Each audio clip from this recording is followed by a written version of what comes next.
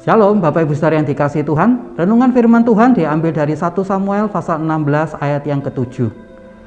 Tetapi berfirmanlah Tuhan kepada Samuel, janganlah pandang parasnya atau perawakan yang tinggi, sebab aku telah menolaknya. Bukan yang dilihat manusia yang dilihat Allah. Manusia melihat apa yang di depan mata, tetapi Tuhan melihat hati. Ada sebuah peribahasa yang berbunyi, jangan menilai sebuah buku berdasarkan cover luarnya saja.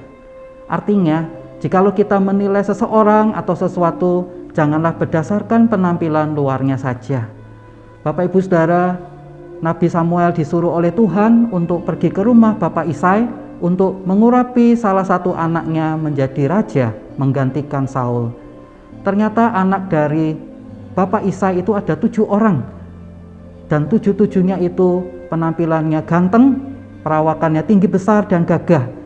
Maka ketika mereka diperkenalkan satu persatu oleh Isai kepada Samuel, Samuel berkata dalam hati, wah tentu dia yang dipilih oleh Tuhan menjadi raja, karena ganteng, penampilannya tinggi besar dan sangat berwibawa.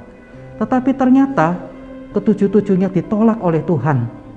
Tuhan berkata, bukan berdasarkan penampakan luar, tetapi Tuhan melihat sampai ke dalam hati.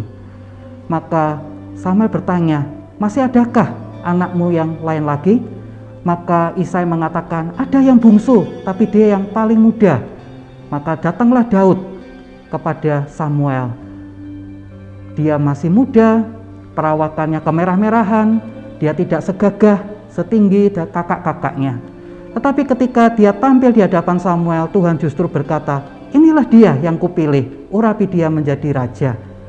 Berdasarkan firman Tuhan ini, Bapak Ibu Saudara, ketika kita mengambil keputusan, maka kita diingatkan bahwa penilaian kita terbatas. Tetapi penilaian Tuhan itu jauh lebih sempurna, karena kita hanya melihat penampilan luar saja, tetapi Tuhan melihat sampai ke dalam hati manusia.